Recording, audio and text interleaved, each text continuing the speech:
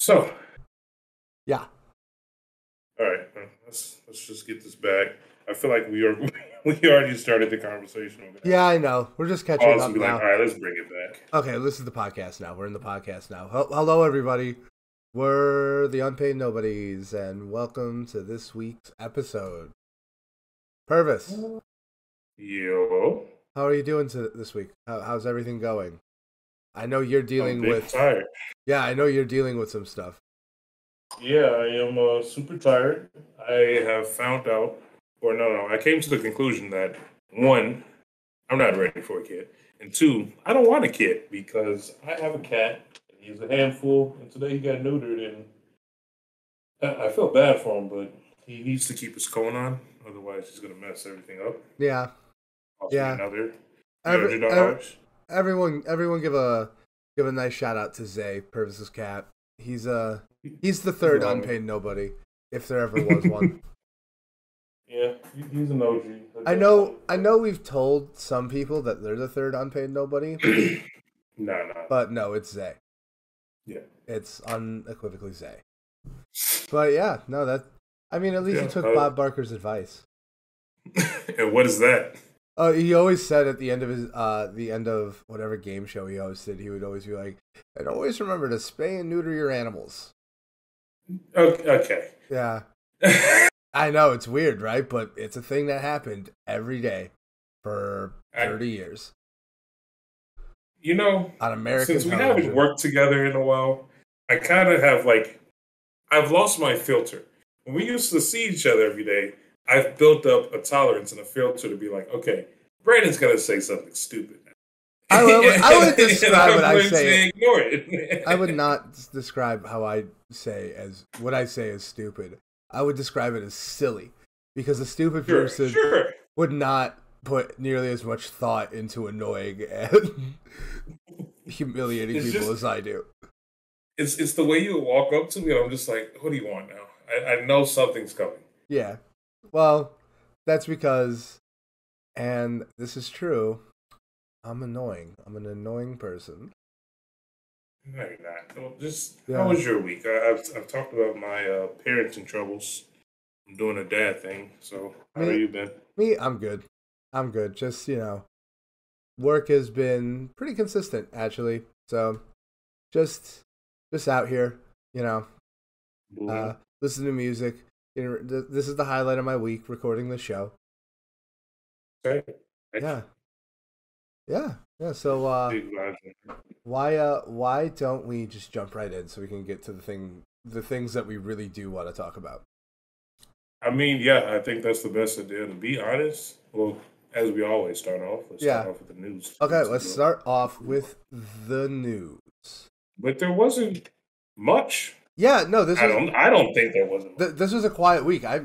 I spent more time looking for new releases this week than any other week. And there was not a lot to be found, but there was some stuff. So yeah, we got the King Von, What It Means to Be King, posthumous release. The first one for him. Yeah. And is that his first album? Dude, I'm not even going to sit here and lie. This is going to be very revealing on myself. But I don't know anything about King Von, which is sad. Yeah. He's from Chicago. He's like local and everything. And he's one of those people I heard about as the tragedy was happening. Right. That's what I was going to say.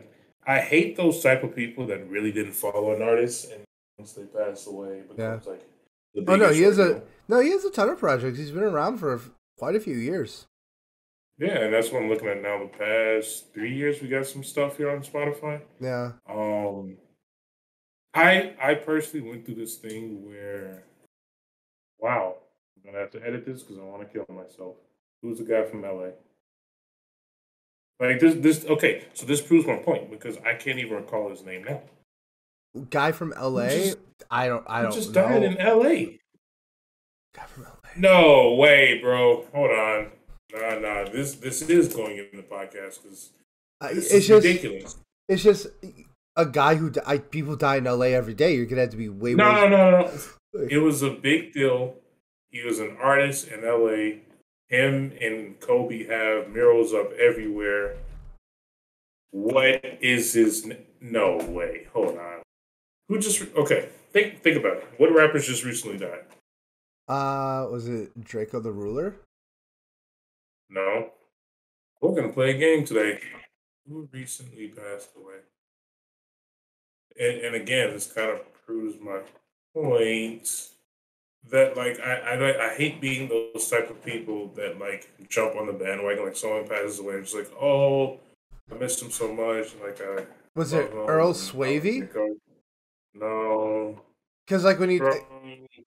because like when you type in like rapper who died in L.A., I know it's it comes up with something as of yesterday. yeah.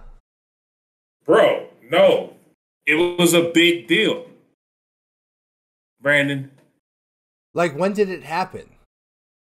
over the past 2 or 3 years. I think Oh, him and Kobe died around the same time. He was a light skinned dude, super impactful in the community. was it Nipsey Hussle? Yes. Jesus. Jesus Christ! I thought you were talking about something that happened like in the last like 2 weeks. No, no, You no. didn't know No. I Nipsey was talking about Hussle?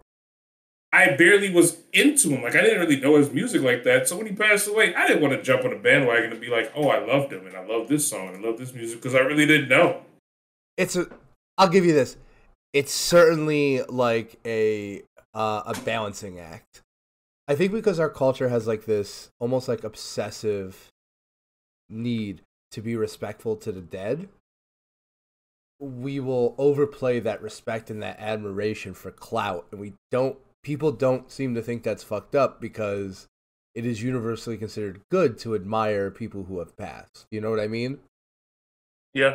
Okay. That makes That's sense. the way I perceive it as someone who It's just is well, the way weird. you said it does make sense, and I do agree with that. But when I hear clout, it's automatically, personally, that takes me to a negative connotation where it's like, all right, you're just doing it for your self interest, for your own like glory. Like you want to be seen, like, oh, I was this fan, and I'm gonna prove it now. And Yeah, it's like, bro, I've never heard you say this person's name in my life, yeah, and so I don't want to repeat that same mistake because I had that with Nipsey Hussle, R.I.P. Like I yeah, said, I do respect him. I just didn't yeah. know him like that. No, it's like And it's the same thing with King Von. I'm yeah, not gonna sit there and pretend like I knew who he was. it's a delicate balancing act because like yeah, same with King Von. Like I was unaware of the guy, and now it's like I don't feel a hang up about like just going in and like looking up his music and like listening to it and shit. But that's because I don't post shit on social media anyway. You And don't do anything quite like that anyway. yeah, so like, but yeah, it certainly is like a delicate balancing act, and like, because I had a similar thing where a lot of people perceived me that way, when Little Peep passed, What and do you mean? I was not like the biggest Little Peep fan. Like I had a lot of criticism of like his work, but I thought what Okay. he was doing was really, really fucking cool, and it's something that could have been refined into something really, really effective. I think he has had a undue influence on the culture. I cannot think of an artist who dropped such comparatively little music and changed the culture as much as Little Peep. Yeah, when I hear his name, because that was another person I didn't really get into too much. I think of like Young Lean, for example, one of those obscure names that just like had a really big impact for some reason, and I don't know where he came from. Like you say that, And but like Young Lean was Frank Ocean's favorite artist during the production of Blonde. but even still, like I didn't know who he was Yeah, personally. that's crazy. I've known about Young Lean since like 2017, and I felt like Man, I was late. But I'm we're into like like how weird many shit. years apart? I Yeah, fair point. Fair point. was somewhere playing But yeah, I get it. Like you just maybe. there's never like an on ramp to like that artist's career for you, Right. and I feel that I do, and I know now like knowing what kind of impact he had, I definitely look forward to giving King Von some time to like listening to him and like understanding why people were so impassioned about him. Besides for just the tragedy of a human life taken too soon. And yeah, and I agree with that. At the end of the day, of course, I'm going to give my respects. I don't mean anything negative in any way. I definitely would still listen to that. But when I found out it came out, it didn't really do much for me because I just Yeah, didn't know him like that. it's definitely something where I feel like I need to sit down and listen to a bunch of his music, and that Yes. and that becomes, we've talked about this before. It's like paralysis by analysis, right? You just look at everything and you don't know where to start. Hmm. Uh, Someone's gonna have to put me on yeah. eventually. All right. So the other big album that I saw a lot of people talking about was actually kind of a bit of a throwback, which is cool because I think we're going to be talking about a lot of music from like the '90s this episode, Hmm. which is nice because we do tend to bias because we're like set up like almost like a current news show or like something that's like tracking pop culture through like the lens of hip hop. We do bias ourselves towards like the modern, but we do fuck with a lot of older artists, and we want to make sure we Oh, give for time for sure. that. And one of my favorite always has been the RZA of the Wu-Tang Clan, and him and DJ Scratch just released Saturday Afternoon. I actually listened to a couple tracks from this, and Oh, you do? yeah, like in the background while I was working, so I haven't had the Hmm. time to like fully dive into it, but just sonically, like I'm into it. It's something I want to like completely listen to. But this was the thing where it's like when I saw that it dropped, I'm like, okay, I should listen to at least a little bit of this. You know, it's the RZA, and I mean that as both like, oh my god, it's high quality, and also like, you know what it sounds like. Okay. I'm excited to listen to it too. I've listened to a few of his more recent projects Yeah, just because when he wasn't losing much younger in his career, I was a baby, so I never really got that. yeah, I was a literal What was child when 36 exactly Chambers came out. I don't think you were born when 36 Chambers came out. my point exactly? Yeah, So at the end of the day, I never got that wow factor of like, oh, Drake just dropped an album, so where it's like, oh, RZA just dropped an yeah. album. But from what I have heard from more recent stuff, it is a nice change of pace to actually hear. And not to sound like an old head, like, oh, old rap is better, but it's a nice change of pace to hear, like, some classic rap. It's It, different. I wouldn't describe it as better, but it's certainly different. Right? And It's nice to sometimes, have. and sometimes you need different more than you need better, or even good. Yes. Yeah. Yeah. Yeah.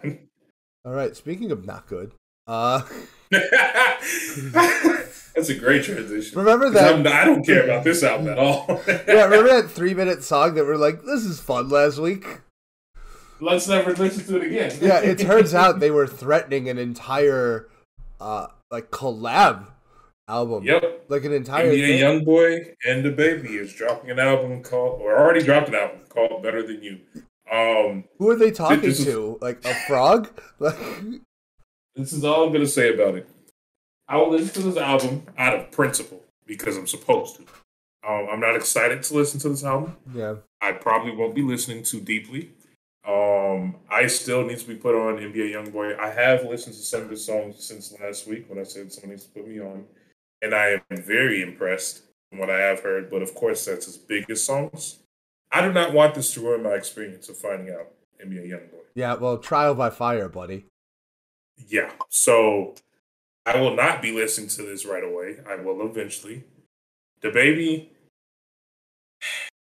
I don't know. I don't know where this hate just came from, but I It's do not like just him anymore.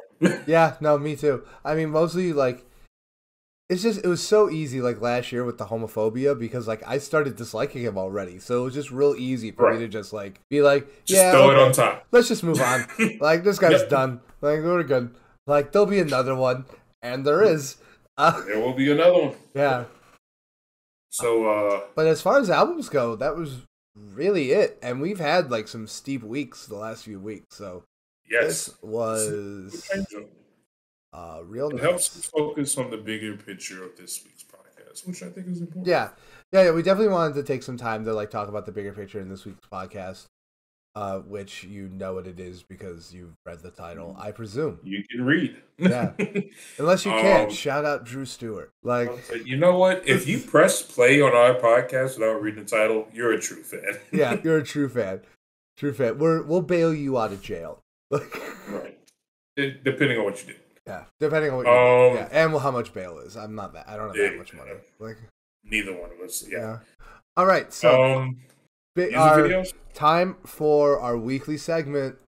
what is happening with Kanye? Drum roll, please. Although this one is a refreshing change of pace, for me at least. Did you watch the hurricane video that dropped? I saw that it did drop. I saw like a little 30-second Yeah. video of it. It looked great. I just haven't sat down and listened to the whole thing or watched the whole thing. It's really great visuals. Like, it's weird, but like it's good Kanye weird. Like, you know what I mean? Like, it's the kind of weird I'm happy to have from Kanye. Yeezus weird. We haven't had some weird good Kanye in a good long time. So, have you ever found it weird how, like, you could say, I miss the old Kanye, and you could talk about, like, 4 different eras? Yeah. Like, because like, I miss the old Kanye, and, like, one day it's, like, graduation, and, like, one day it's, like, Yeezus, and, like, one day it's, like, Pablo. Like... Yeah, I literally went back and listened to all of Pablo, like, this week. Yeah. And I thoroughly enjoyed it. Yeah. But it's a very abstract, very almost like fine art focused video. It reminds me a lot of the Black Skinhead video from back in the day, except much more just like surface level, like compositionally, like really pleasing. Right? It's just like really, really good photography.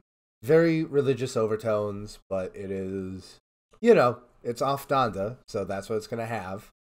And then at the end of the video, you find out why it's called Hurricane. Why is it called Hurricane? The whole song is a reference to Hurricane Katrina, apparently.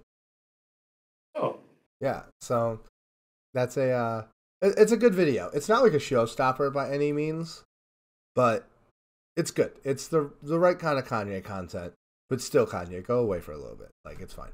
Just a little bit, please. Yeah. I wouldn't want to go 1 week on this podcast without mentioning it. Yeah. Well, next week will probably be fine, unless he's... Nope.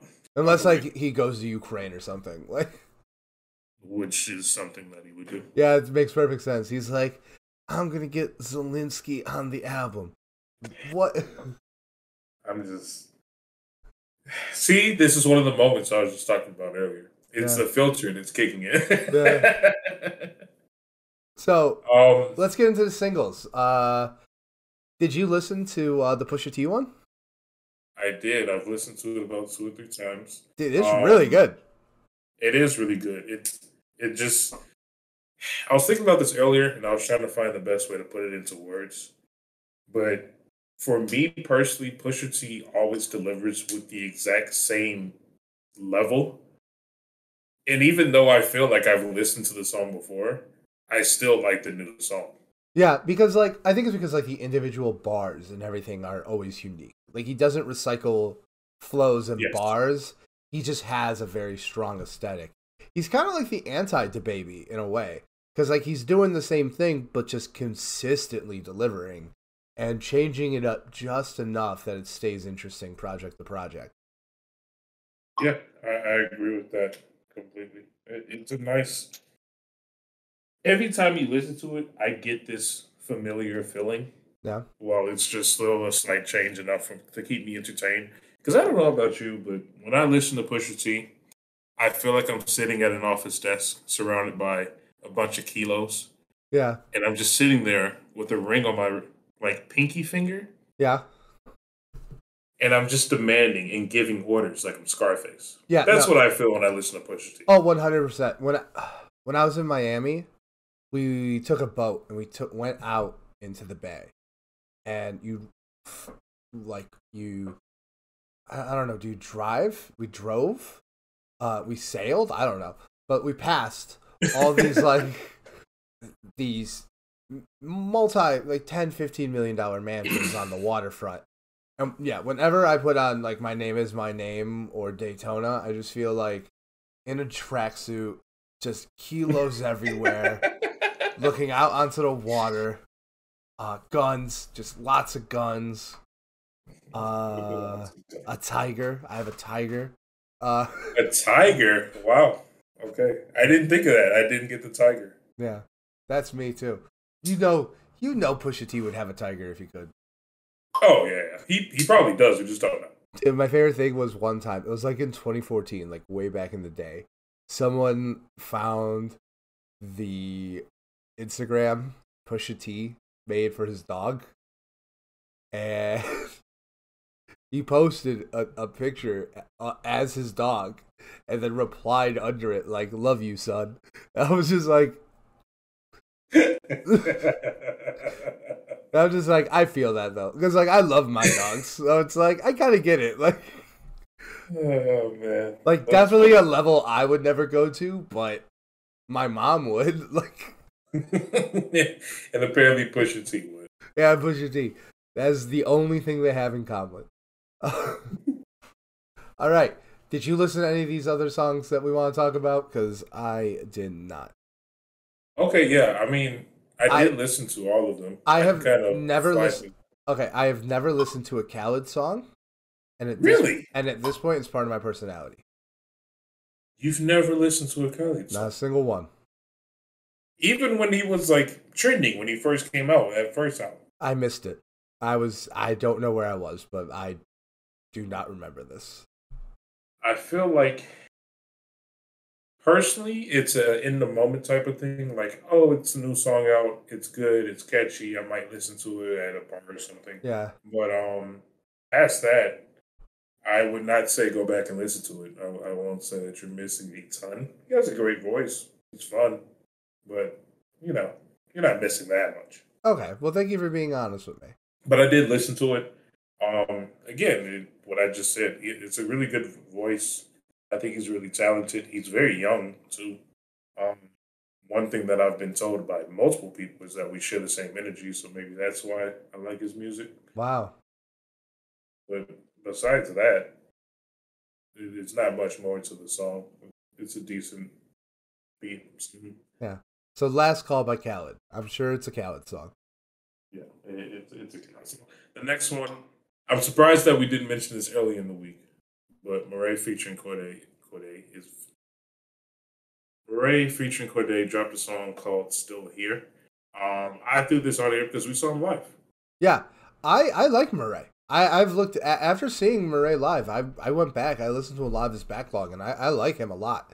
So this, I've had some adjustments in my music listening diet this week that we'll talk about. Okay.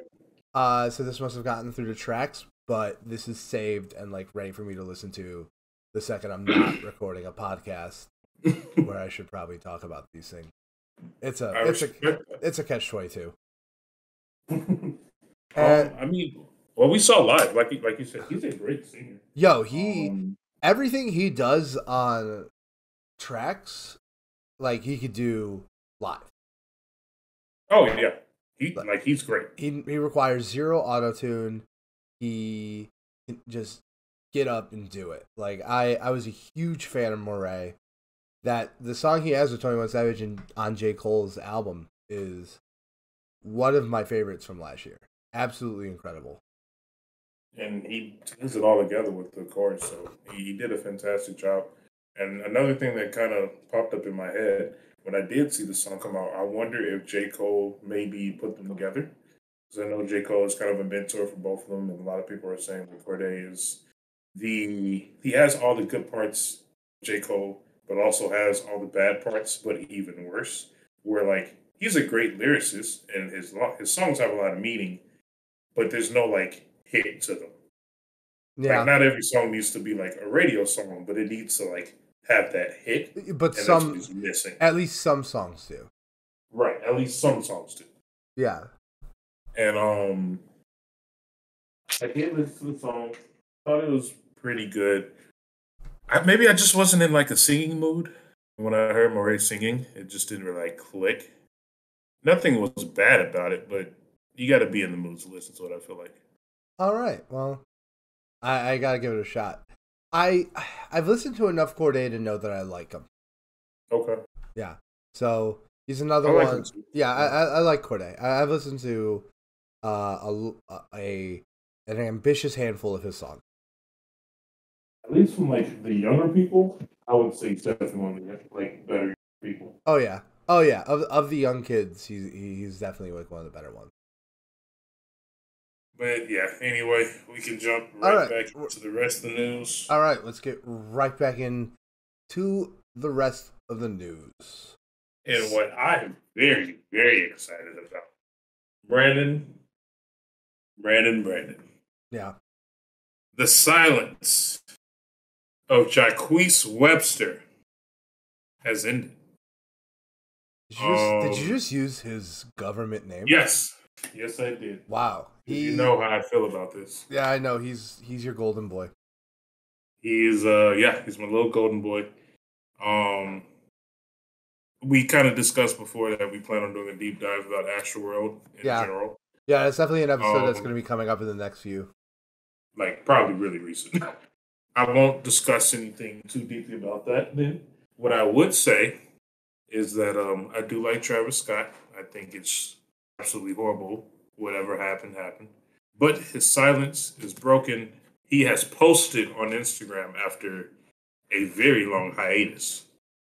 Much needed. Something that Kanye should be doing right now.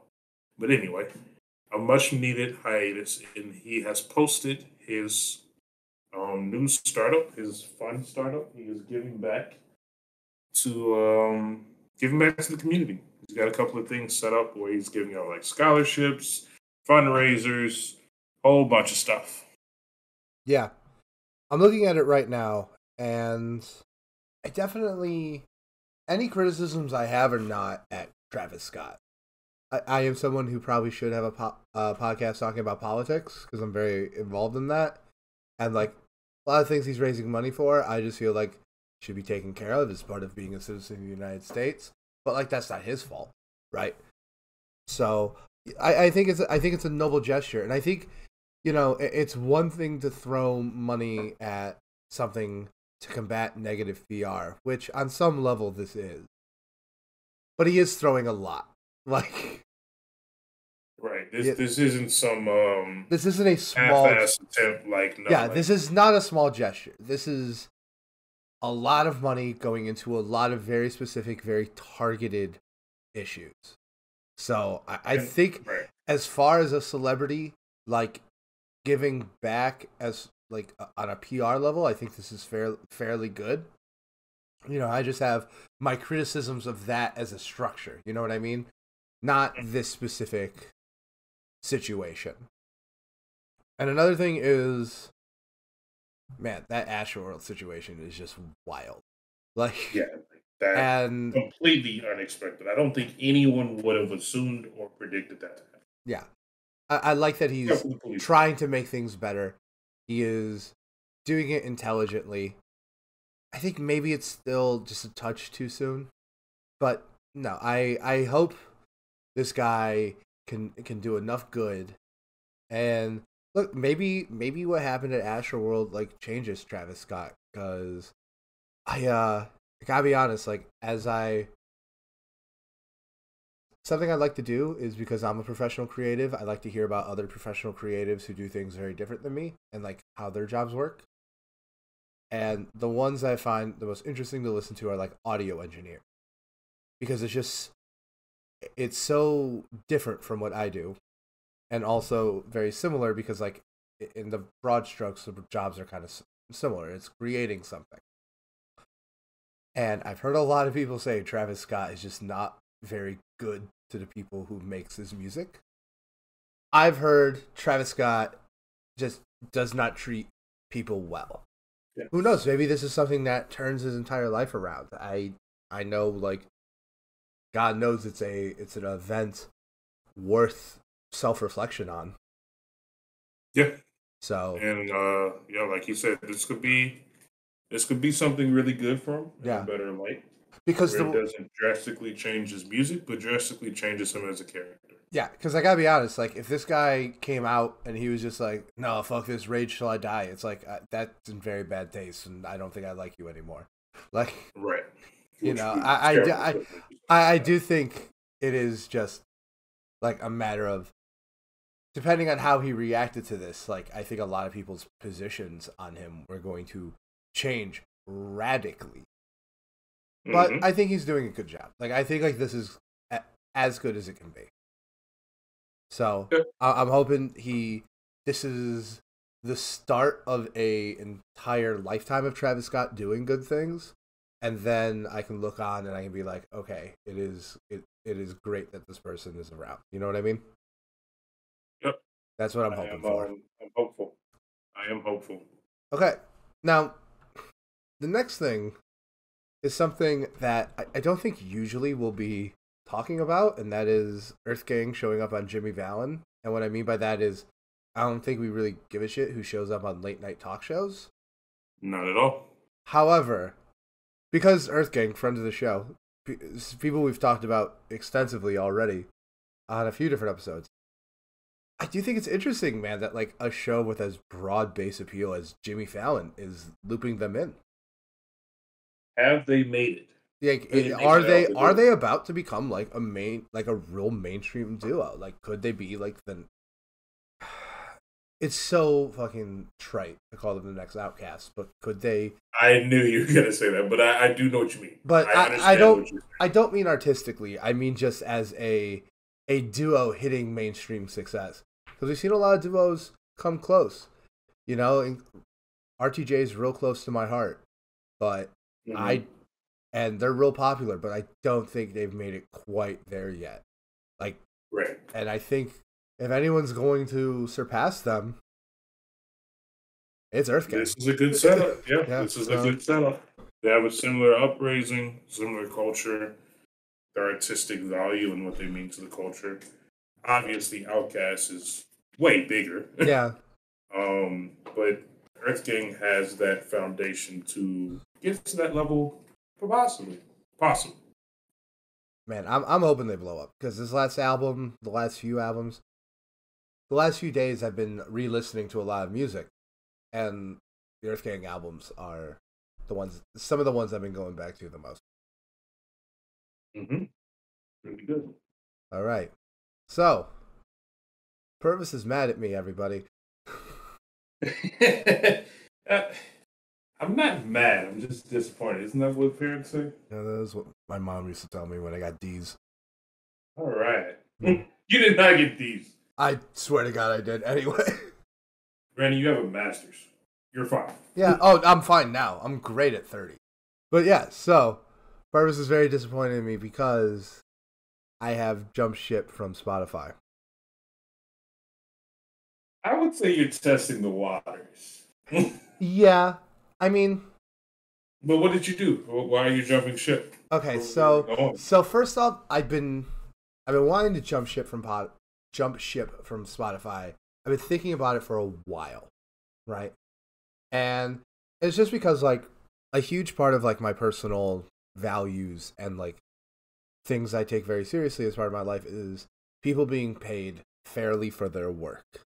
And I think we can all agree that Spotify and others don't do that. And Spotify's the worst example. So, and there have been other things. I'm not a huge fan of a lot of the programming they dump money into.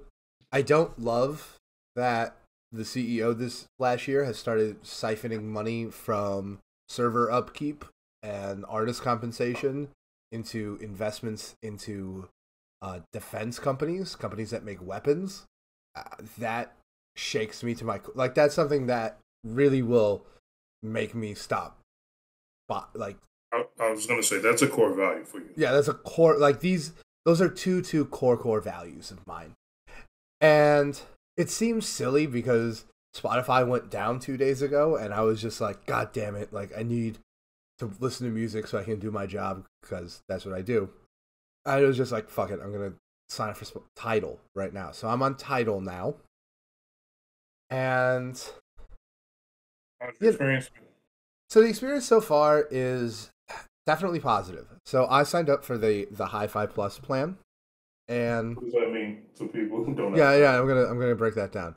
So Tidal's whole thing is that you can stream things in CD quality, hi-fi quality, or masters quality, right? So when Tidal first hit the scene, they only did the high quality, the CD quality streaming. And I gotta be real with you, I think you have to have quite the imagination to like tell the difference between that and Spotify. You know, because Spotify delivers music at like such a bandwidth where like it's really, really compressed. At the same time, like I don't know like how easily you can tell that the difference between that and the original hi-fi that they, or the original high quality that they did, right? But they have two tiers on top of that. They have hi-fi, which you can definitely tell the difference, and I don't know if it's worth paying money for, but you can definitely tell. Okay. And then some tracks, what they have is they have the original masters from these artists, and it's like millions of songs, and it's a crazy variety, and this shit sounds incredible. Like, it is. I was always very doubtful of the idea that Tidal sounded better than other streaming apps. And I know the master's quality is actually relatively new. I think they just rolled it out in like the last 6 months or something. But, oh my God, it is incredible. But a fair warning, though, I do want to point out, is that something I have noticed is it is a lot less, it is noticeable, like when you listen to hip hop, but much less so than other genres. What do you think that is? I don't have like the nature of maybe. I think it's just, it might be just like this. I don't want to use the word simplicity because I don't want it to sound like. I don't mean simplicity artistically.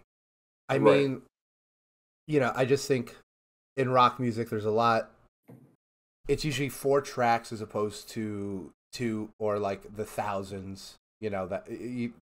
I'll be honest. I don't think I know enough. I just think like the rock bands like record at that higher quality because, to be honest, I don't know. I have no idea like why it sounds so much better. And I'll tell you, the thing it sounded the best on was the other day. I was stuck at the office till 9 p.m. right, and it was yesterday when I got Tidal, and I noticed that the score to the new Batman movie was in master's quality. And just being able to get like that full breadth and detail in the music on like a score, like something orchestral, it was mind blowing. I think that's what it is. I think it's like the amount of different sound.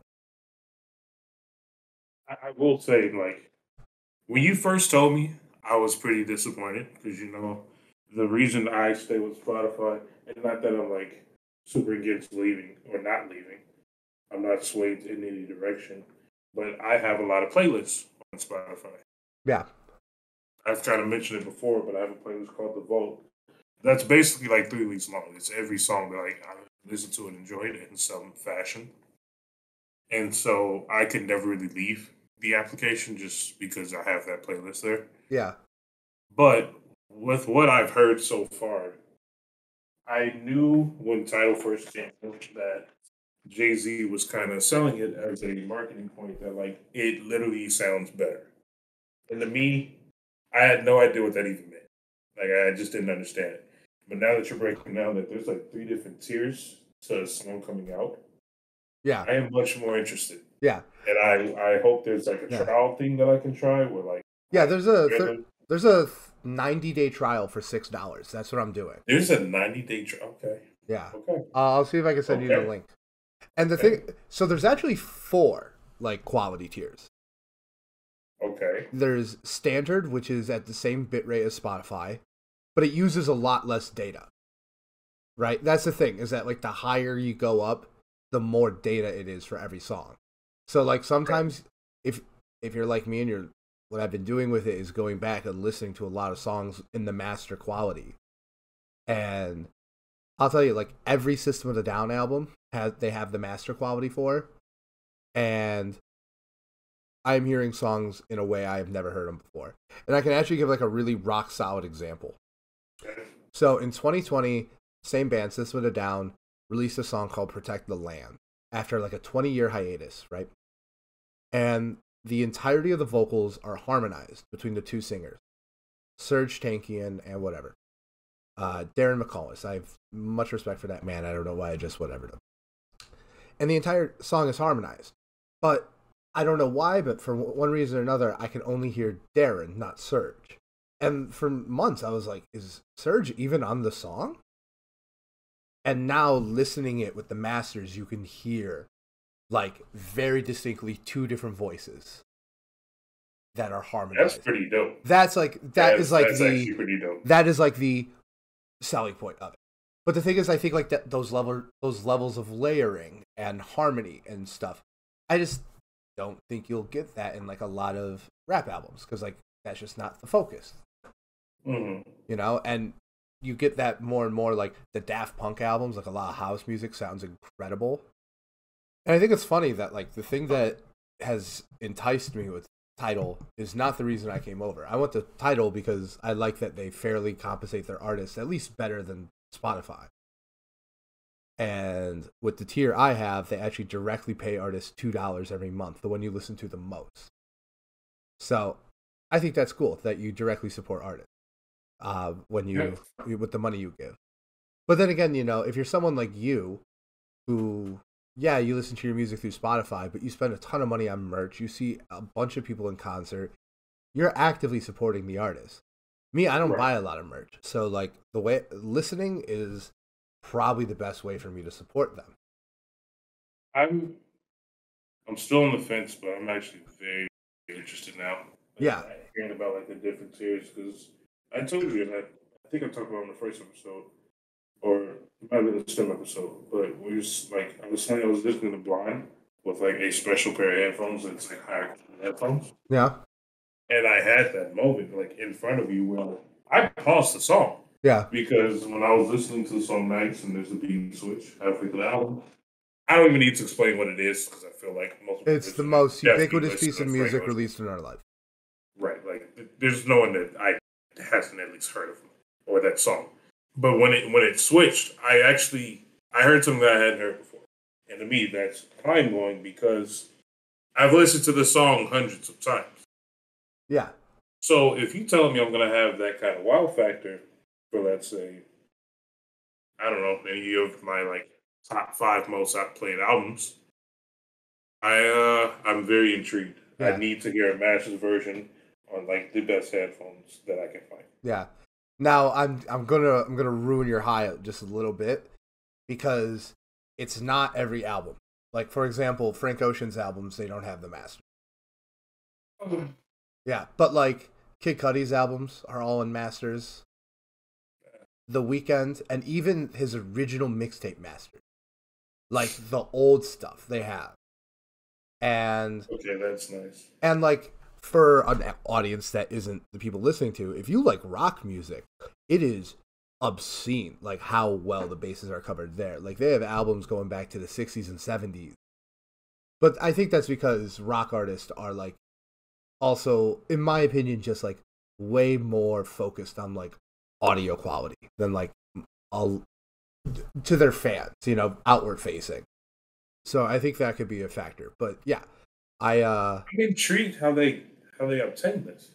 I don't know. I think my working theory is for a lot of rock bands and metal bands and everything. I think when they heard like, oh, there's a platform that's going to let us get our music to our audience at master's quality, and we're going to be compensated the most fairly. Yep. You know, because like those once again when, and this is not a good look for them, but like when piracy happened, those are the bands that fought against it. I think it all plays into that, and you know, like there's anything released like in the last like 3 years is like has master's quality. To Pimp a Butterfly, they have the masters of. Ooh. Yeah, Kids See Ghost, Donda, and you know what? That's a good album to bring up because remember, you know how we're always like, oh, the stem player just sounds so good, and I think it's because like it's playing back the music at a higher bit rate, because that's kind of like the same effect you get out of Tidal. Okay, no, I can buy into that. Yeah, obviously, we don't know. Yeah, but I would believe that. Yeah. And the other thing is that Tidal has a service that you can import playlists from Spotify. There is a massive catch, though. Okay. There is a massive catch, and that is any playlist or over 200 songs you can't do for free. How much do you talk about charging? Because I have no idea. I I'm haven't not even paying, looked. so. I haven't even looked. But like that was all but like the one playlist I really wanted to transfer over. And like when I'm just happy that you got your playlist back, bro. I got all of Sorry, them that back. was so off topic. Yeah. Thank God Yeah, you no. got it back.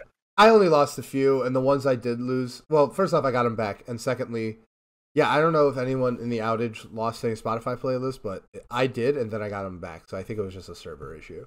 Like a playlist I have that just has every Frank Ocean song, and I just like play it on shuffle if I just like want to listen to Frank Ocean, but I don't want to think like what song I want to listen to. I have a playlist like that too. Yeah, I have 12 of them that are just like every song from this artist hit shuffle. Like I have Rage Against the Machine, I have Kanye, I have Brockhampton, I have Run the Jewels, like, and all that stuff transferred over easily. The transfer process is very, very easy, and it's not 200 song limit. It's 200 songs per playlist. So like me, I had all 12 of those playlists had well under 200 songs, but I was able to transfer over all of them, not just 200 songs worth. Does that make sense? Each playlist can go up to 200. Yeah. And I'm not, because I literally just have one playlist that is like longer than that. Right. And I did notice like a few songs that like weren't on Tidal, but most of them were like very obscure songs, like that I had barely heard of or like only heard of a few. One of them was like the bonus track from Run the Jewels 2, which I know like has been taken off Spotify and put back on Spotify. And one of them, and this might be a heartbreaker for you, is Groceries. I don't think it's on Tidal. Yeah. But I would say this, like, at least at this point in time, in March 2022, like, the audio quality, it's worth it. It's worth it. And I don't know, a lot of sound bars actually have, like, hi-fi capabilities. So I was playing like some Vic Mensa because like his latest album is available through Masters, or like one of his albums is available through Masters, and I was able to play it through my Sonos, and like you can just hear like more detail and like way more than I could through my headphone. Forget you have your Sonos set up. Yeah, dude, my fucking lifeline. I love that shit. Yeah, let's say the benefits of working at the Blue Store. So we both have really top quality technology. All of it. All of it. Which is funny because I think like my pride and joy of all my tech is something I bought. I don't think I bought any of it at Best Buy. Oh, mouse and keyboard. It was my PC. Oh yeah. Yeah. Well, yeah, you literally built your PC, and so the parts definitely could not come from this. Yeah. Well, most of the parts. Yeah. You wouldn't really buy it at Best Buy. Yeah. But yeah, so that's I switched the Tidal. We will be still making the podcast the playlist available on Spotify. And it's probably gonna be our main source. Yeah, we're just gonna do that because like I can still make the playlist on I have the app still on my PC. So I can still just like make the playlist if we have to. And if not, I can just send it to you. Like yeah, so I'll take care of it. Yeah. But, you know, I will report on, you know, my experiences. I definitely like trying out the different music streaming services and see like what the actual difference is, because I think for a little bit they tried doing like albums that only release on one, but I don't think that really works. Yeah, I feel like that's not as common either. Yeah, that's very common. Like I remember hear a couple of albums, but not that many. I remember when Blonde came out. There was a minute where it was only available on Apple Music. Yep. And that's just not really a thing that happens anymore. But I think the reason why that is because now the streaming services have like other things. Like I think Spotify's playlist is like why people use it. Like the playlist feature, the algorithm. Apple Music I think is because of the tight hardware integration with your iPhone and just how seamless it works with everything. Yep. And Tidal is artist compensation and high quality songs. And you know what? I like it.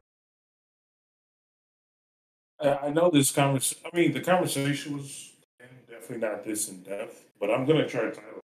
Oh, you're gonna try it? Definitely. I think I'm gonna download it. Maybe not today. Don't do it tomorrow at work. Oh. But there's a couple of albums that I feel like I would need to. Yeah. Well, definitely If you have any questions about which albums are available in that master's quality, you can let me know because I can check them for you.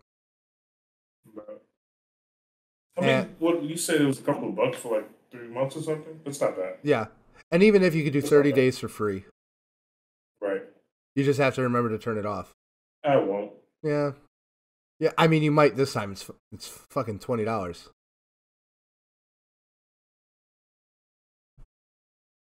All right, so we have arrived at our main topic. Yeah. And you know what? This week, it sounds kind of corny to say it out loud, but Yeah, I this was week thinking about was that too. international. Yeah, I know. But this week was International Women's Day, and it's Oh, International this Women's month. Month. Yeah, and we kind of thought it'd be cool to go through and just talk about the legacy of women in hip hop, because I think hip hop has been rightfully perceived as a misogynistic genre. I say rightfully because it's true to a degree, but women have been involved since the beginning, and a lot of times they don't get their due. So we thought it would probably make the most sense for us to do a deep dive into this. Yeah, I was really excited to work on this one. I know we discussed it Yeah, earlier last week. We were kind of getting out like ideas of what to work on, and one of my close friends was like, "Yo, is this some national or it's National Women's Month? Like, just dedicate a whole podcast." And I was like, "Why not do the first week on it? I think it'll be a really interesting and easy topic to kind of break down, and I think it's very important to go over." yeah, Because the list that we have here, I'm gonna be honest, there's a lot of music that like I missed growing up that like I really should not have missed, yeah. I and mean, I want to go back. definitely, and I definitely feel like there is something to be said about how until very recently there was almost like a crab in the bucket mentality where yeah, there was could only be like one female rapper, for a long time, especially when we were coming up. I feel like for better or worse, things were actually different in like the '90s because there was a lot more representation of like women in hip hop. But Yeah, in the 2000s, 2010s, and up until now, well, about 5 6 years ago, things changed. But for the drastically 2000s and for the better. 2000, yeah, and for the better, 100%. But there was this really strong period in the '90s where we had artists like Queen Latifah, who really was like one of the first hip hop superstars, one of the first big crossover stars, one of the first to transition successfully into film, but by no means the first female rapper. I mean, or the first female in hip hop at all. I mean, that goes back all the way to like the late '70s with like Shaka Khan. Hmm. You know, and something we talked about was also how much should we talk about R&B, because there's a lot of crossover, there's a lot of cross pollination between the two cultures, and I think women have always been better represented in R&B. Absolutely, I agree with that 100%. You Just know, like in general, the nature of the genre is a lot more singing with R yeah, and B, yeah, and I think naturally that just kind of gravitates more towards a female singer. It just sounds better sonically. yeah, yeah, definitely. And I remember recently I was talking to my brother and we were talking about pop music. He said one of the things he likes about pop music is that it's ran by women, which is true, right? There are male pop stars, but for the most part, pop is ran by women. And he was like, you just don't see that in any other genre. And I'm like, you know, R&B is probably half and half. Yeah, You know, it's been a pretty good balance throughout history. yeah, throughout history, there's always been like a good, more, definitely a better balance than hip hop for sure. But And now that we like, go ahead. let's talk. Like, who was like? Did you have like a moment where it was like, oh, girls are rapping now? um, I would say when I kind of was finding out or just learning more about rap in general and hip hop, one name that stuck out the most to me was Lauryn Hill, and I Yeah. didn't really understand much to it, just because like when the Miseducation of Lauryn Hill came out, I was 2 years old. I Oh was my either god. 1 or 2 years old, so there's no chance I would have been able to really understand anything that was going on. I mean, But I didn't listen to the Miseducation of Lauryn Hill until I was like 22. exactly, like I was You know, much older by but the time oh I my found it. lord! I mean, I had heard Lauryn Hill. You know, my mom liked Lauryn Hill a lot. So growing up, like I would listen to Lauryn Hill just because my mom liked her. You know, she would be on the radio. She was pretty like pretty on the radio, pretty everywhere. So yeah, she was always there in the background, but I just had no idea like how much of an artistic genius she was. Right. You And know, we kind of brought it up earlier. We're like, this is your favorite rapper's favorite rapper. yeah, And you just don't realize it until you go back and like, a lot of the songs that she, like, they become samples for future music. yeah. Like, she was a guide for a lot of great songs coming out just with her talent. And like you don't. The other thing is that like if you're gonna sample Lauryn Hill, dude, you gotta come fucking correct. And Right. Exactly. like I love that respect people give her. You know. Yep. And what's I think what's funny to me is that the earliest the earliest memory I have of like females in hip hop was my sister. My sister did dance classes and they would do hip hop dance, and Missy Elliott was everywhere. And man, we talk about like an artist who I don't think I I think for a long time she didn't get her due. I think recently people have started to come around and talk about how actually good Missy Elliott is. Hmm. But man, ever since I was a kid, I was just always like, "Damn, dude, when this girl like is rapping, she is commanding the stage." Yeah, and it's interesting that that's what you said because that was the first thought that I had as well. Like, if you didn't know who she was, you're gonna find out soon Yeah, because she was very like she had the confidence and the swagger that yeah, she stood out and she will be in your face about it. She yeah. was not afraid to do so. And in 2022, I think like you know who Missy Elliott is. You might not know that you know, but you know. Right. And I think you could say very similar things about Lauryn Hill. Like it's so much classic music, like the videos. Yeah, It goes to the point where, especially those two names that we just mentioned, it's those are the type of artists that you look at and you go, it's more than music now. It yeah, goes beyond the stance of music. It's now they're a cultural like influence. yeah. They They're like they're stand cultural and icons. they're standing for a culture, right? Yeah, They literally represent a large group of people and do a great job at doing so. absolutely. I couldn't agree more. Uh, fuck, man. I feel like there's just so much to talk about with this topic. And you know, Right. and another one that I want to bring up because I think it transitions to a much more recent artist very well. But have you ever noticed that it just takes so long for like women rap, like female women in rap, to like get their respect? And the best example, like Missy Elliott, for years just did not get the respect she deserved. And like the one Mhm. that happened before my eyes was Nicki Minaj. Yep. Because like Yep. I remember when Nicki Minaj came out, she was everyone who liked rap, didn't like rap. She was the punching bag for everyone. Everyone shit on Nicki Minaj. I don't even know why. And now she is like undisputed. I think Yeah. I think a lot of like the more modern rappers, I think the direct comparison is Cardi B. Like when Cardi B started coming around, people were like, "Oh, she's no Nicki Minaj. She's no Nicki Minaj." You know, yeah, Nicki Minaj sold sex like the same way Cardi B does, but she had bars. And I'm like, but that's not what you were saying when she was releasing that music. And Yeah. I'll be real, like it took me a couple years to come around on Nicki Minaj, but like I came around like after I heard her verse on Monster, like not Yeah. a decade into her career.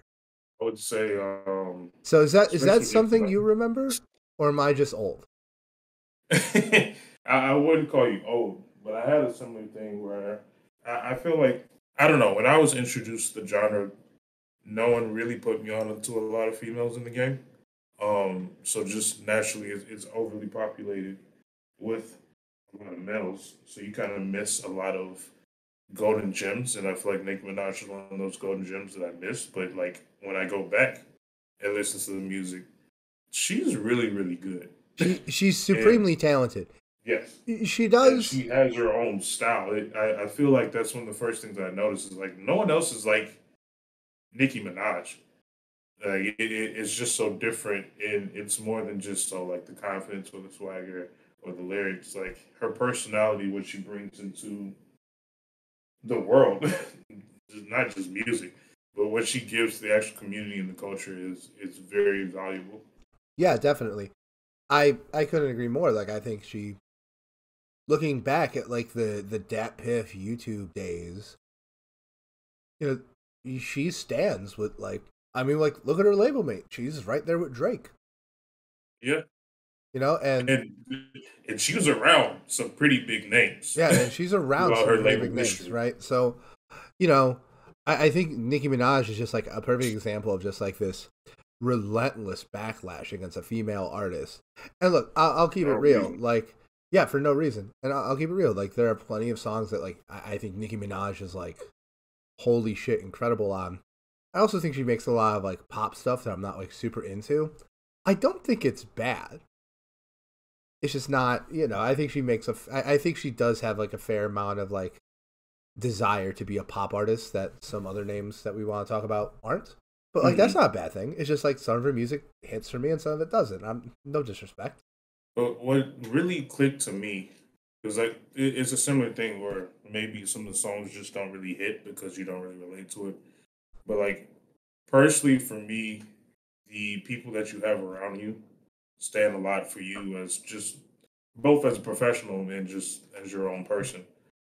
The people you have around you is super important, and like references in my world mean a lot. So once I started like getting on Twitter and I'm like following people, you see like comments about like, oh, it's Beyonce versus Nicki Minaj. It's like, oh, it's the Beehive versus whatever Nicki Minaj group or her followings is They called. are the And like, Barbs. yeah, see, you know that. And I didn't even know that. And so with that being said, like if you're being compared to Beyonce, it's serious. Yeah, Like yeah. it's Just a like big deal. yeah, just like you know, I don't think people realize. I think when people tried to slam Cardi B by comparing her to Nicki Minaj unfavorably, I don't think they realized what a service they were doing her. Yeah. You know what I mean? Like because Cardi B has her place, but I don't think she comes close artistically to Nicki Minaj. Like Mhm. you know, I think she's far from the worst rapper in the world, but you know, is she? I don't think she's nearly intelligent as Nicki. So let me ask you, because you brought up relatability, and I think that's really interesting because it was something, you know, for an old project when I was talking about music I liked. An artist that we actually about 5 minutes before we recorded, we decided not to talk about, but I'm going to bring them up anyway. Uh, some of their songs, like, it's crazy because, like, you think men and women, we just have, like, different worldviews because we're treated different, right? That's just going to be what happens, right? But all that being said, like I listen to like SZA's music, and like for some reason it just resonates with me. It feels relatable, even though I know that like we live very different lives. But you know what I mean. So my Yeah. question is like, has there been like a female artist that like you listen to and you're like, oh, like I resonate with this. Like this, there is no difference between this and like any other artist. I Because like haven't I done have a the few. favorites, but I would say like Rihanna stands out to me. Connects for sure. SZA stands out to me. Ari Lennox stands out to me. Oh yeah, It's funny that I mentioned so many R&B people, yeah. but We're trying but to in we're all trying to yeah seriousness, yeah, that's what it is. yeah. And What would you say? I mean, like the I would definitely say SZA, like just like specifically Control. Like I know it's like a very feminine album, like it really explores like those themes, but just something about it just like resonates with me. Hmm. And the other one would be No Name, and I know she would hate me saying that, but like I think she is just such a talented artist and such a incredible writer that like I think anyone with a brain between their ears and a soul would like hear her music and relate to it at least a little bit. Yeah, I really enjoyed No Name. I And found No Name two chance. yeah, We were just jumping between the eras, just naturally. yeah, but at least like the conversation's flowing naturally. That's all that really Yeah. matters. And another artist who like completely other end of the spectrum, pure hype in a way that like I really fuck with is like Rico Nasty, and like in a way like I relate to that because like she's mindful but like aggressive, Mm-hmm. and like yeah, like that's the shit I like. So it's like yeah, like I guess I relate to I have like an emotional connection to that too. Moving on, something else we wanted to talk about is it did seem like there was this phenomenon in the 2000s where there just wasn't as many female artists at the top of the game.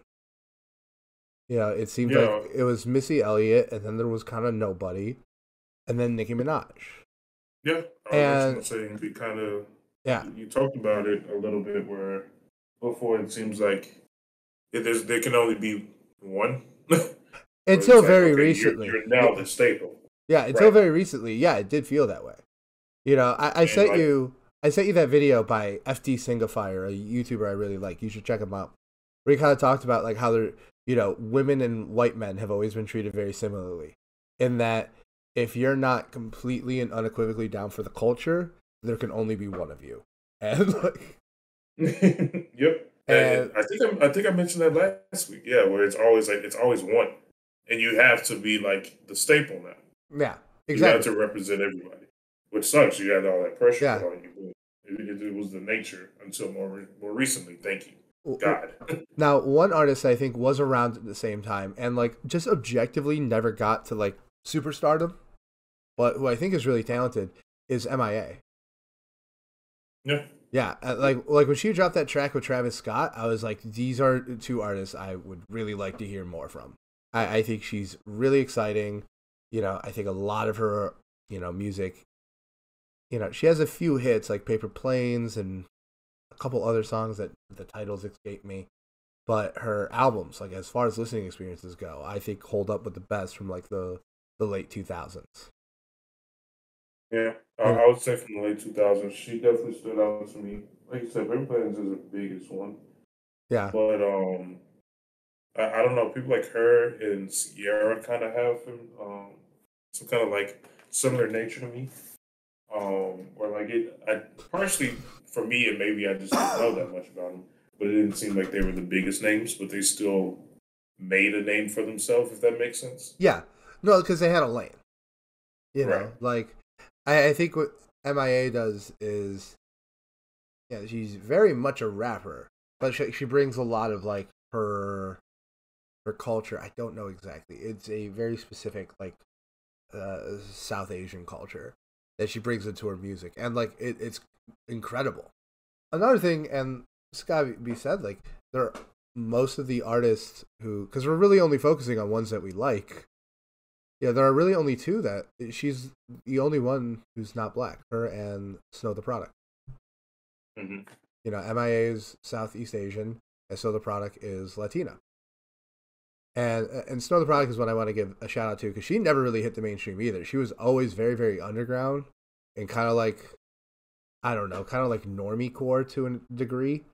She's almost like White Girl's Eminem, right? Because she's like extremely talented, but she's very much like the female version of your Eminems, your Joyner Lucas, the people who are really really talented, but like artistically just never pop off. Do you know what I mean?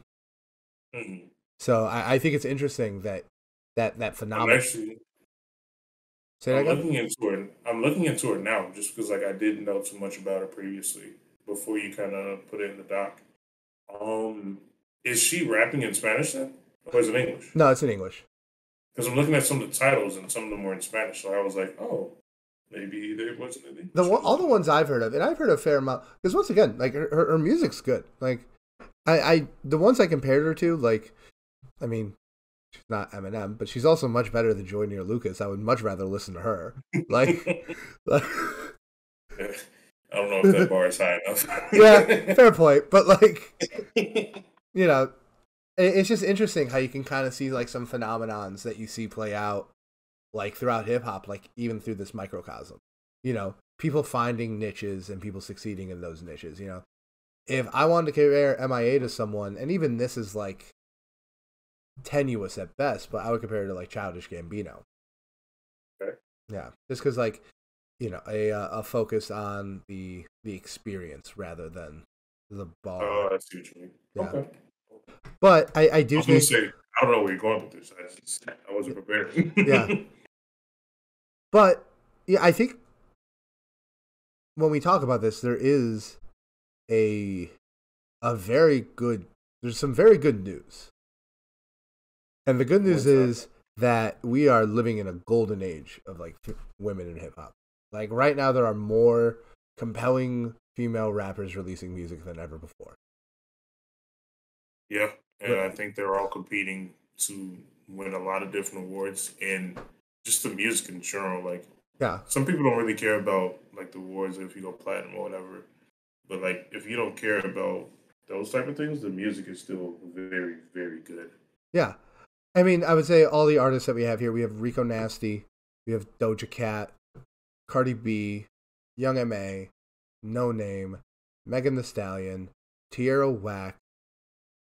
All those, with the exception maybe Cardi B, all those are above average, in my opinion. Hmm. And like Cardi B, I would say is average. There's so many people out. I Yeah. forget to put in like City Girls, Yeah, there's City Girls, Lizzo. there's Kamaya. Does Lizzo count as rap? Like, don't get me wrong. I love Lizzo. Lizzo releases some of the best projects of any artist working today. But does she count as rap or even R&B? Like, I kind of feel like she's a pop artist, and I do not mean that as an insult. But once again, she's the best at it. Oh, I'm actually curious now. I'm looking at people that like I could have left out on accident. I didn't realize I left out. Yeah. Tiana Taylor. Oh my God, Tiana Bro, Taylor. we forget Taylor. Oh yeah, that's a big. Yeah, That's a yeah, big one that's for a me, big one. dude. I mean, she doesn't have that Well, much music out, isn't that man. like endemic of the entire problem? Like here we are, like two dudes talking about women's How did we impact in forget? hip hop, and we forgot Tiana Taylor. Like this is the issue. Like this is like exactly the kind of thing we should be trying to remedy. Oh, dude, I just get really excited. I'm going back to listen to the. Oh, dude, never mind. I'm sorry. I'm getting sidetracked. Yeah, But no, yeah, it's super cool living in this age. I would say because we get a lot of different tastes. I was like, I'll admit, not every song hits because there are some topics that like I just don't personally relate to. yeah. But like overall, there's a lot of really, really good music out there that I think is better than some of the big names you play on the radio now. Oh yeah, 100%. And like, look, I don't think there's anything wrong with saying that just women are going to gravitate to making music for women, and men are going to gravitate to making music for men. Look, there are plenty of women who love male rappers. I personally, I'm a fan of every name on this list, right? But like, there are going to be some where it's just like the crossover is just too much a little bit, and I don't think there's anything wrong with that, Mm-hmm. But looking at the names on this list, I have two questions for you. Okay. One, who is like the most exciting to you? Like, who do you think is not in terms of like who do you think is going to be the biggest name? Who just like are you most excited for in their best project? And we're gonna go hard mode, and you can't say Doja Cat. Oh, believe it or not, I wasn't even gonna say Doja Cat. Oh, really? I was just gonna say Tierra Whack because when I was put onto her, Oh, damn! I I didn't was know gonna who say she Tierra was at all. Whack. All right, well, we clearly have similar music tastes, which makes sense that I saw we're doing a podcast. in 2019. I saw a glimpse of her Lala set, and she is fantastic live. Her music is fantastic. Me, like, I gotta be honest, I'm really, really into Doja Cat, especially because I didn't notice, but apparently, like, she like writes all of her bars like right there in the studio, and Really? like, Yeah, yeah, and yeah, I would have no she idea. also like, I remember like Belly was talking, and he was talking about like, you have no idea how many incredible names I've worked with come in, and they have like ghostwriters help them, not do it for them, but like help them. Doja Cat, none at all. Comes in and writes her own bars. Say that again. I said she just kind of comes in and does her own thing. Yeah, so like to me, she's the most exciting name on this list. But besides her, yeah, I'm a huge fan of Tierra Whack. Yeah, I found Tierra Whack from the show Insecure, which is I watched the first two another thing. seasons. Yeah, Incredible. exactly. I gotta finish It's it. really good. It's really, really good. I have not finished it either, to be honest, but I think it's amazing. And that's a different media platform that we can celebrate Black women on. But just that combination was really, really dope. And you know how I feel about like movie soundtracks and TV soundtracks. That's how I found Tierra Whack. And ever since then, I was like, wow, this is like really different, but really good. And like you said earlier, sometimes you just need something different. Yeah. And it was perfect for the moment. Yeah. No Name for me was for that for a long time. It was just the person I went to when I needed something that was just different. Even going, I remember hearing her verse on Acid Rap and just like, oh my god, this person is I'm gonna be into this person for the rest of my life. Okay, so second question, and probably our last one because we've been going for a while. Is Megan Thee Stallion the biggest artist on earth right now? Man, she's big.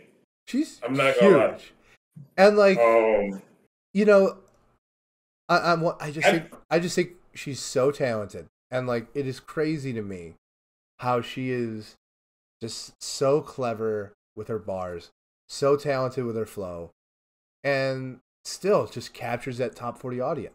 Like how she can do that. Yeah, I think she is one of a kind, honestly. All while like doing a like dance set on stage that would kill me.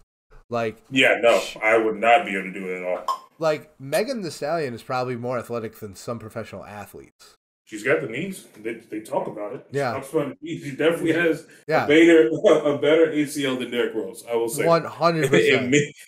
And many other athletes out there. Look, I live spitting distance from Wrigley Field. I see a lot of Cubs, like eating hamburgers and stuff at places around here. Megan Thee Stallion can outrun all of them. In heels, she'll do it in heels. Yeah, 100%. But no, like you said, she's huge, and like she's starting to come up everywhere. She's got advertisement collaborations. She's got her own like mini show now that I've heard. Yeah, called like On the Ranch or something. Like this is the kind of stuff, and I know we've kind of discussed this before. And again, he's my poster child. But Travis Scott is before all the incidents was happening. He was on top of the world. He had collaborations with gaming, collaborations with like music videos, collaborations with clothing, with shoes. He made an entire amusement park. He had collaborations with restaurants. Like the man was in his bag, and I get the same energy from him that I see in like Megan Thee Stallion. Yeah, because like she can do everything. No. Yeah, no, she is doing everything. Yeah, she can literally do everything, and you know the only thing is that it does make me upset when like I see people like dismiss her music because like the song is called Thought Shit. Dude, there's fucking bars in that. Relate to it doesn't mean it's not a good song. Yeah, exactly. like there are bars in that are better than anything J. Cole did on his album. I think J. Cole's album is probably better, but like crazy bars on that song. Mm-hmm. I think artistically Doja Cat is the one I'm most interested in like in her career moving forward. But Megan Thee Stallion, like she is on top of the world, and it feels like she's probably going to get bigger before anything else. I hope she does. You know, I think I'm excited to see what else comes out. You know, and the other thing is that I don't know, like as much as I think Nicki Minaj is super duper talented, like Megan Thee Stallion, I'm sorry, is just maybe more like, or at least it shows in her music more. When we look back, like when we look back on right now, the same way we look back on 2008 to 2014 right now, are we gonna consider Megan Thee Stallion up there with like Drake and J. Cole and all them? It's possible. In an ideal world, I would say yes, but the culture. It's something. It's the only test she hasn't passed yet, and it's the test of time. Mm-hmm.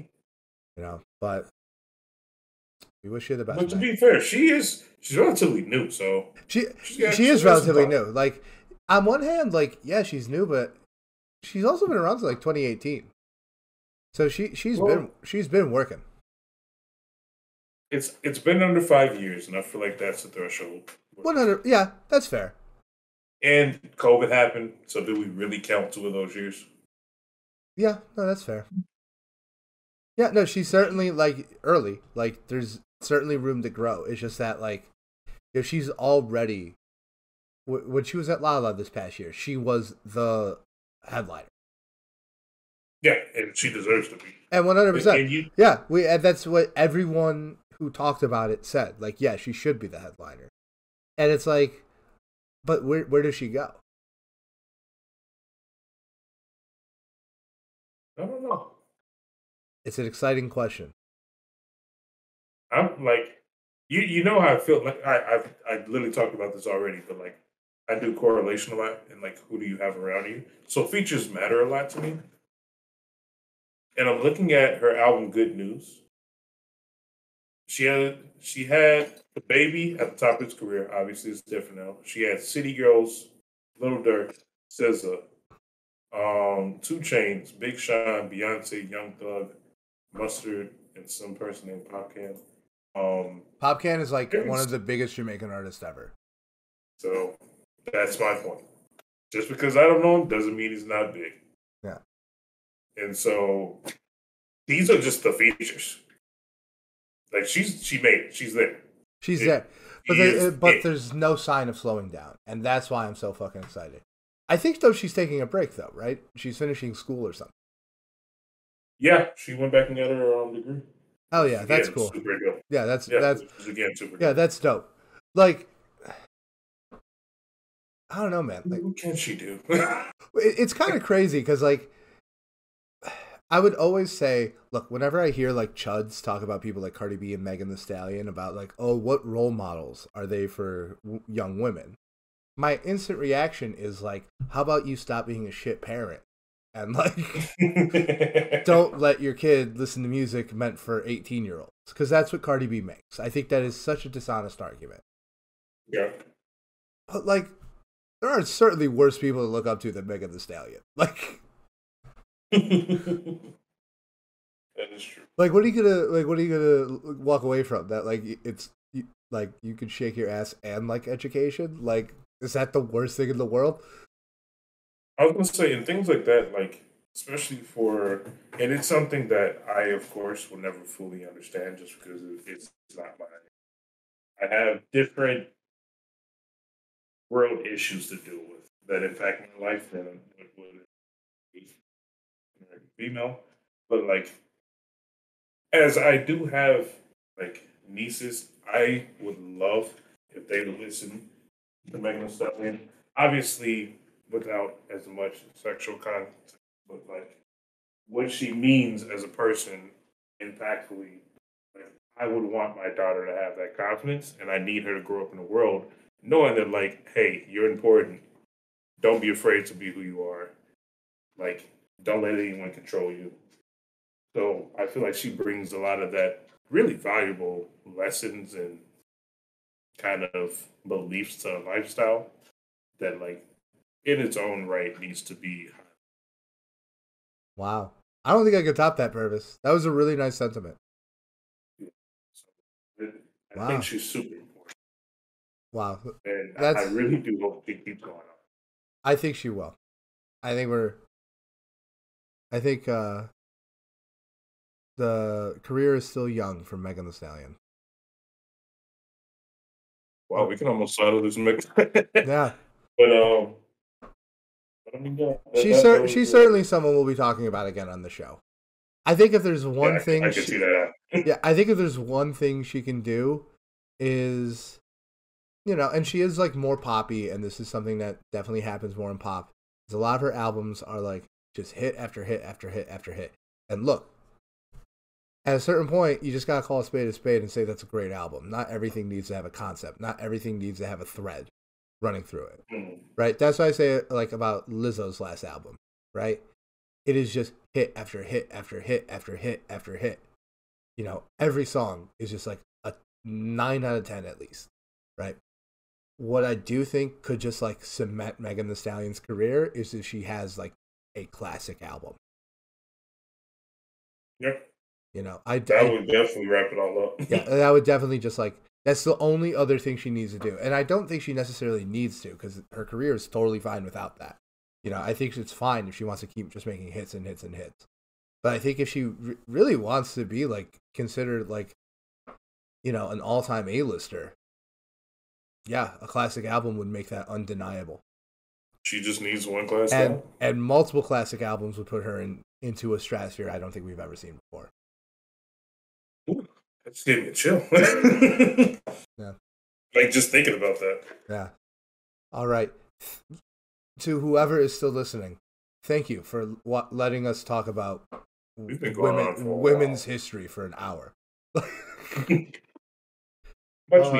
But it is something important. It's something, if we're going to be giving ourselves this platform, I think we should talk about things that affect everyone, not just us. Mm-hmm.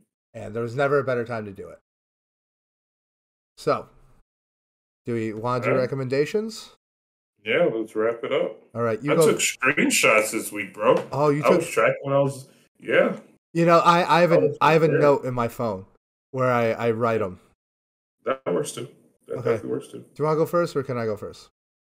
If you have it up, go for it, because I'm looking for my photos. Okay. Just one I've been listening to. I started listening to it like late last week, just because. I watched the movie that it's in. Not that it's from a movie. It's Moon River, the cover by Frank Ocean.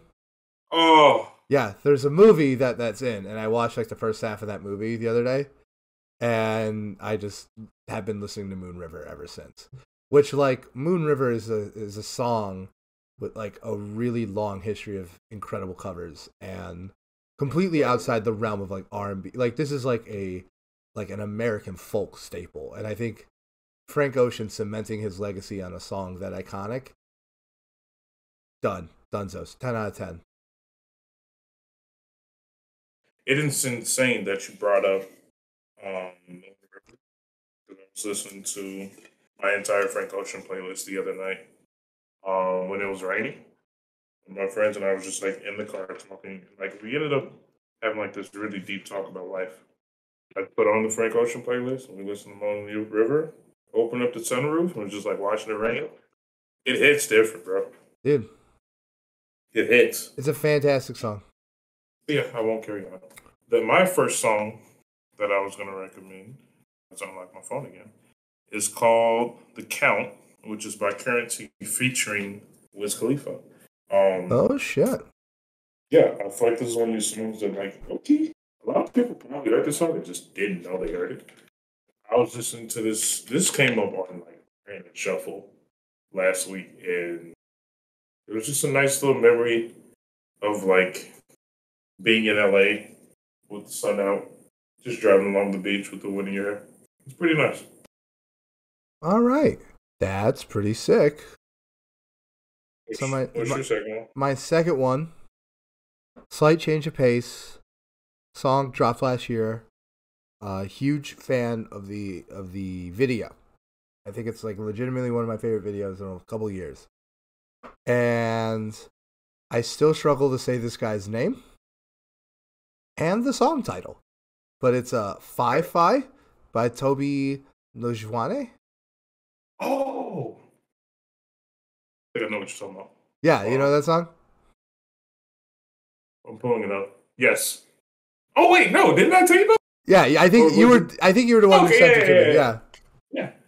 No, yeah. This is a great song. Love this song, dude. It's a hype song. So much energy. Other thing, yeah. And this is something we've talked about. I don't think on the podcast, but so this song is completely clean. There's no cussing in it. That's pretty dope. The thing is that the thing is you don't notice because they're talking about selling drugs and shooting people. They're just not cursing while they do it. Like, it's one of those songs. It's so much energy. So much energy. There's just so much energy. You watch the music video and just like, it's dude. So good. I'm gonna be putting it on right after this. It is so. It's so. I have trouble waking up in the morning and getting on the train, and it's just like I put that in my ears. I'm just like, let's go. I can see you doing that right now. Yeah. Oh, my second song is very different. My second song was one that I was actually going to mention another week, but I decided not to. But BJ the Chicago Kid is a Ooh. fantastic artist. If you don't know him, you need to look him up. The song "Turning Me Up," it's just, man, I don't know. It just hit at the time, that live music, and like it's one of those songs that like the lyrics don't mean much. Just like turn it on and just vibe to the chorus, the music. It's so good. Live like horns, live drums. It's a vibe. Wow. That is a good one. Man, I'm listening to it right now. Man, it's Oh. just a smile on my face. It's one of those songs that make you smile. Oh man. All right. So my last song, gonna switch genres, gonna go with a rock song. And it's a song that I started listening to yesterday because it's on Tidal. It has the master tracks.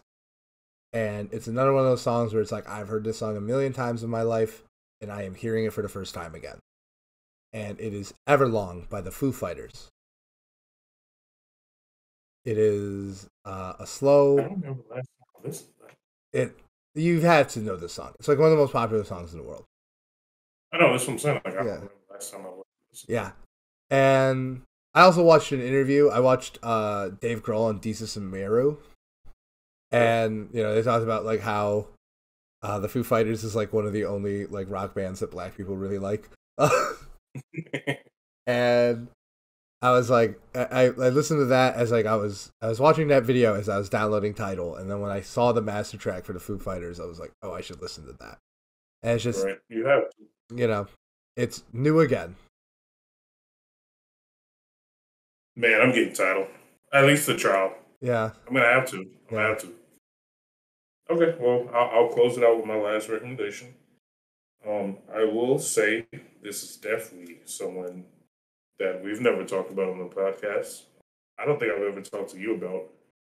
Not like this genre. It's a genre that's been around for forever, but it's a very old genre. But I've been listening to a lot of Ray Charles, like Marvin Gaye and Al Green. Yeah, I don't know. I think one Sunday my dad had me do like a presentation for Black History Month. So I've been listening to a lot of old black artists. And the song "No One" by Ray Charles, it still holds up so many years. Dude, it is. So it's like finding those gems is just. It's like it's kind of hard to describe because like when you find a song that is older, because I'm in the same way. Like very recently, I had a phase where I went through. I was listening to a lot of like old folk, a lot of old soul, a lot of old Motown. I think if a track is good, whether it's brand new or old. But there's definitely something to be said about like listening to a song that's like older than your parents, and like you can tell, and you can just tell how incredible it is. Yeah, it's so good. Like it's not that old where it's like, oh my god, this is hundreds of years old. Like no, we're only talking about like 30, 40 years old. But like you can still hear like the difference between the decades. Yeah, and like even sounds like. And some of those old recordings, it's just you just don't get anything like it. Oh, that's good. That's good. It's been a good week. That's good. I've been my god negative, but it's been a good week. All right, we have. Oh my god, this Unpaid Nobody's podcast has also been Purvis's therapy section. Dude, literally for both of us. Dude, it feels so good. Oh my god. Well, guys, you know where to catch us. Send any questions. Oh, we got to make a playlist. We do. I think it's pretty obvious what playlist we're going to make. Yeah. Okay. Yeah. We're probably going to put like 40 of the greatest songs ever made by female rappers and put them. This is going to be fun. Yeah, this is gonna be a fun playlist. Jesus. So yeah, this is gonna be probably our best playlist. So stay tuned for that, or don't actually, because like Purvis makes a playlist while I edit, so it's all gonna be done by the time you hear it. But yeah, dude, I guess we'll talk to everyone next week, man. Until next time. Until next time, friends. Good night.